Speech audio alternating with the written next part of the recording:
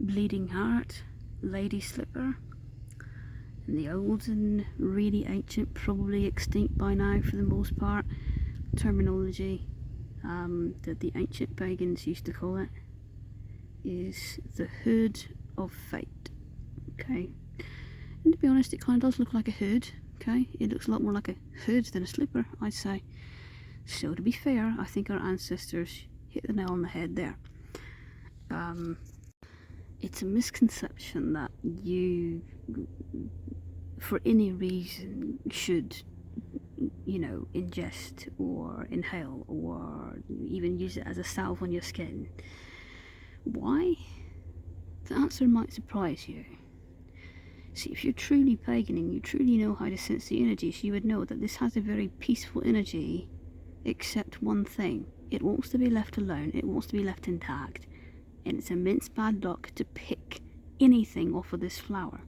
To pick a stem, to pick the petals, to pick a leaf, even, especially the roots, but, even just a small little sprig of a leaf, or something. It's immense bad luck. You'll get a threefold. A literal threefold will happen, because this is not an herb that likes to be physically dealt with, okay? It gives off its magic in a different way to anyone who's deserving of it. Okay, it always radiates. It freely gives. Okay, you're not being a fucking evil energy vampire. It freely gives a portion, a small portion, of its immense physical, tangible magic. Okay, it's giving off a small portion of its energy freely. Okay, it is said that they don't ever sprout in a place that they're not needed. Okay, so basically, if you are worthy of its magic, it will give you some, but it's not through ingesting or inhaling or any of that. It's just energy. It's raw energy that it gives off. We all of us give off raw energy, and something this powerful, you don't need to, in order to feel the effects from it. You don't need to ingest it or anything. People that do that are selfish, very selfish. Okay, so people think that it is a healing herb. It's just you're meant to ingest or whatever. No, not even for meditation, not for an altered state. I don't care. Okay, if you want some kind of hallucinogen something, okay, there's a lot of different. If you want to be dumb and stupid, there's a lot of different other herbs that you can use that will allow you, through sacred permission, to harvest it. This is not, I repeat, not one of those herbs that allow you to harvest. Okay, you will always get threefold if you harvest anything from this herb. Please keep that in mind. Okay, it's kind of why it's called the Hood of Fate, or at least as part of it. Okay, a lot of it has other to do with its actual totemic meaning, and we'll get to its totemic meaning in just a bit.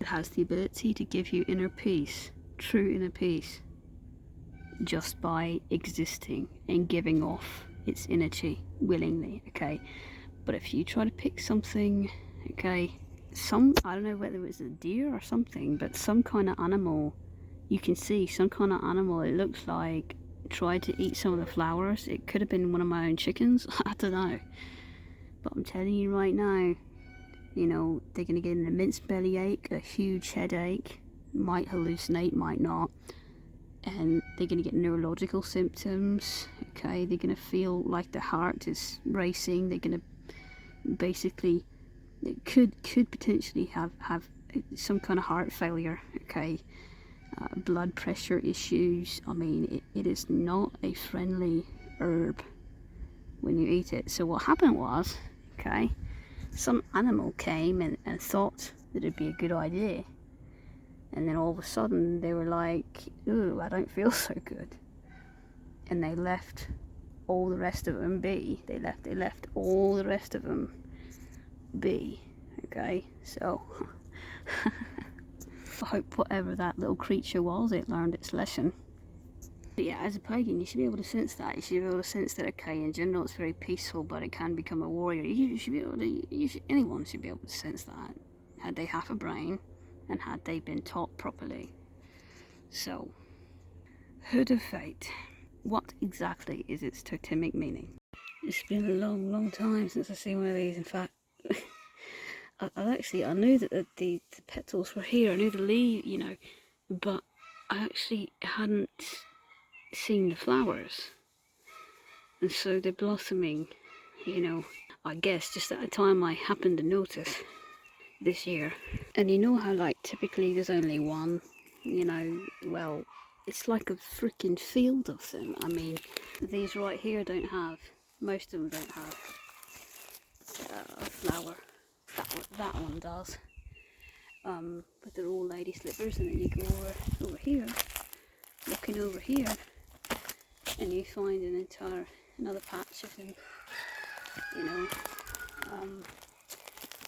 It's just everywhere. So around here, and these are lady slippers too. They just don't have a flower right now. Around here, it's really uncommon to see that many wild orchids in one spot. Like I say, you're lucky just to see one or two. I'm not gonna lie, I got a little ADHD with how excited, and I really do have ADHD, by the way.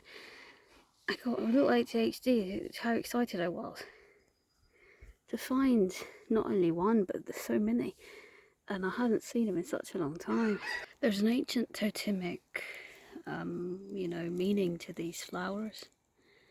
A long time ago, the pagans used to call them hoods, like a hooded orchid. There's several different names we had for them, and to be honest, to me, it does look more like a hood, or maybe a pouch, than a slipper, but okay. Nowadays, most people call them lady slippers. Perhaps maybe during Renaissance era, something like that. People decide to call them that, I don't know. So it's said that if you see one of these, especially blossoming like this, that it is a deep sign from the universe, like a really deep greater purpose message from the universe, and that it gives you the empowerment that you did not have before to carry out your greater purpose, or it at least unveils a hidden potential that was suppressed and locked away, and it brings that full potential to the surface.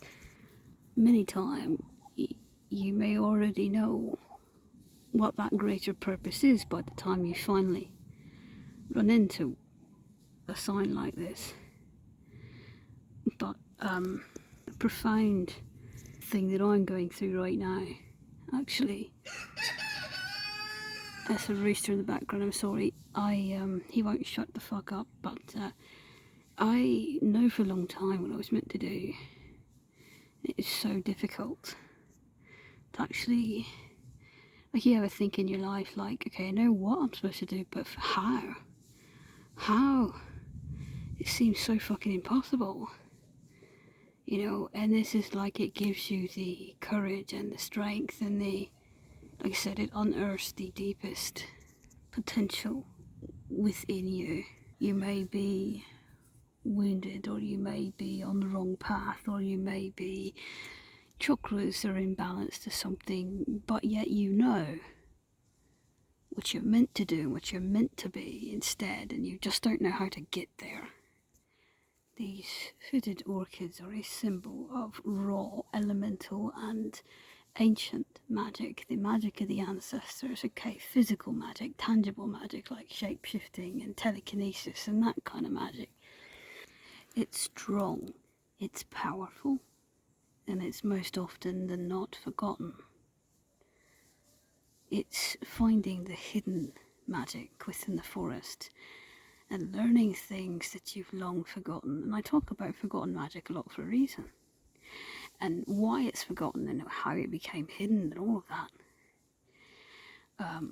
This tells you trust your instincts, even if you don't think something is possible. If you're constantly being led down that path, I talk about a lot the fact that I'm a shapeshifter, but I'm kind of stuck right now. Kind of stuck as predominantly human, because I've got too many things I've got to mend in not only my belief in my own confidence and my own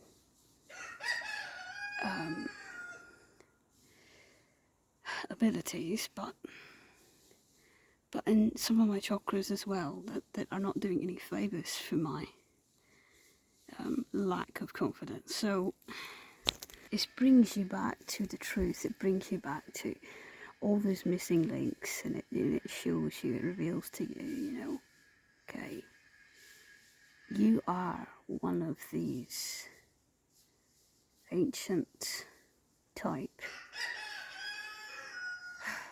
ancestral type, you know, magic, and it's of like kin to you in that way, and you are trying to get back to this, you know, to the way that you were in the beginning. Yet society and modern, especially society, human existence, is pulling you in the other direction. And this is said to be a sign that, hey, you know what? No, I don't care what anyone else is telling you. You're on the right path. In fact, this is like the only path. And all the answers that you seek are actually right in front of you. They've been right in front of you the entire time. That's how I found it, actually. It was literally right in front of me the entire time. I just didn't know. So it really is a totemic, like, okay, look around you, because you're not alone like you think you are, and you're not helpless like you think you are, and it's not impossible, you know. It's actually very possible and very real. So that once you see these, it's not just like a sign of like, okay, you know, this can happen. No, it's like once you see these, it's like a sign that like it's inevitable, like it will happen, and it's already begun. Sometimes by the time you see it, it's already begun. So it's actually more than just telling you that, you know, you've got this potential within you. It's actually saying, you know, actually shit's about to happen. A lot of shit, a lot of magical shit, a lot of shit that, like, you know, you were trying to get happen for a while. It sets it in stone. This totem sets your, in essence, if I were to try to explain the totem in one sentence, it sets your greater purpose, your true life's mission, your true purpose in this current life. It sets it in stone. So whatever the fuck you were meant to do, you're gonna do it. You know, you can quit worrying, because it is set in stone. It's inevitable. It will happen. The only way that it doesn't happen is if you ignore who you are, if you refuse to be who you are, if you don't accept it, and you just kind of keep ignoring your gifts and your abilities. So it asks you to stop and think and meditate and reflect, because, you know, even though it's set in stone, you know, if you decide to throw away who you are and what you are, if you decide to throw all that away, you know, at that point you're kind of disgraced, and of course everything's going to fall apart, okay? But assuming that you at least try, you at least attempt to do what you're meant to do, then as long as you try, it will happen, it will work. Okay, that's like kind of what this does. It turns an attempt into into reality. Okay, it turns a prayer or an asking into an answer. Okay, it's not like you sit back and do nothing. No, you're gonna have to really work at it and really try and really, you know, work with this totem to do your part of the, like, it can't spoon feed you, okay? But if you see this, especially if you see it everywhere, like it's all around you, even if you just see one, but especially if it's like all around you like that, it's not just coincidence that you're finding it. It's a real, like, it's a real spiritual message that you're meant to receive. So if you're sitting there going, I know what I have to do, but I can't do it, there's no way I can do it, it's just too difficult, my life is too difficult, it's no way that I can do it. I don't care what it is, whether there's this addiction you're trying to get rid of or conquer at least, or whether it's, you know, trying to, you know, find a job, or whether it's something actual magical path like mine. You know, it's telling you that you're not alone, and to not question, you know, what you think is right. Always go with your instincts, because the moment that you don't, you know, it is throwing away who you are. The raw magic in this flower, the pure raw magic in it, is part healer, part protector, part cleanser, but mostly healing and protection. And the raw magic in this, it's got a lot of balance, a lot of like chakra type balance in it. And that balance is what's necessary to do physical, tangible magic. So it makes sense that this would have immense magical properties to it. It brings you that peace, that inner peace that you're lacking. And that inner peace is what allows you to be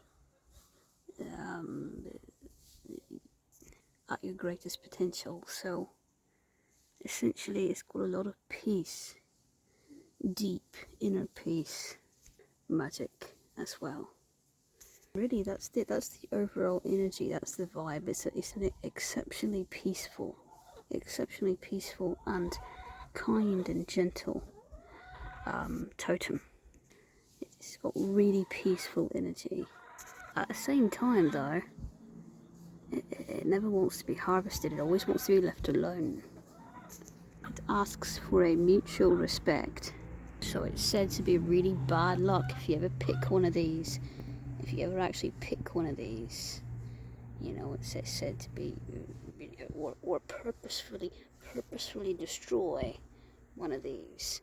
It's said to be really bad luck. And in fact, it has some pretty, like for any animal that actually eats it, it has some pretty nasty side effects. I mean, it's moderately poisonous. And that's kind of where the protection part comes in, right? It would rather be left alone. It would rather coexist with you in peace, but if it has to, it's gonna become this warrior and, you know, give you a lesson. As far as raw energy goes, it's got a bit of dark and light energy. It's interesting, it's a combination of both. I'd say it's a little probably a little more dark than light, but I'm actually not sure, because while I think they prefer, you know, shady and rainy type climates, you know, versus hot and sunny. I do find them thriving sometimes in sunny places, so, you know, and dark versus light, I don't mean good or bad, I mean sun, moon, day, night, okay? Summer, winter, that kind of thing. So it definitely has some light energy in it, definitely. But it's you can just no denying that it's also got dark. Now normally creatures of dark and light energy, 100% dark, 100% light, will butt heads. But when dark and light energy exist within the same soul, the same spirit, the same being, it's like this strange harmony. As with the center of the universe, you know, that's one of the other only places that dark and light is said to coexist peacefully. So when it's either within one being or when it's in the center of the universe, so it's just like a very rare thing to have those two energies in harmony like that within the same spirit. Most things are either all light or all dark, and I think because of that, it definitely works with both dark and light energies. It's a good kind of non-judgmental energy. So I specifically am just dark energy. Most flowers don't like me. I don't like most flowers, but you know, I get along with something like this. Our energies don't clash, you know. So it's compatible with essentially with both energies. Okay, so this is a point where I tell you that if you want to watch the dumb ADHD moment at the end of this, you can. It's when I first discovered this. It's raw, like me discovering that these are here. You don't have to, but if you're bored and you want a little bit of a laugh, instead I got a little overexcited, so I'll show that now.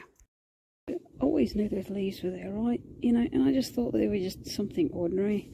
A lot of things look like that. A lot of things. What I did not know is they're lady slippers. Look at that, lady slippers. Look, just like growing like out of nowhere, like just randomly for no reason. Well, I mean, there's got to be a reason, right? But look at how many. It's just like they keep. It's just tons of them. I've never seen this many orchids wild existing just naturally. Look how pretty. That is just insane.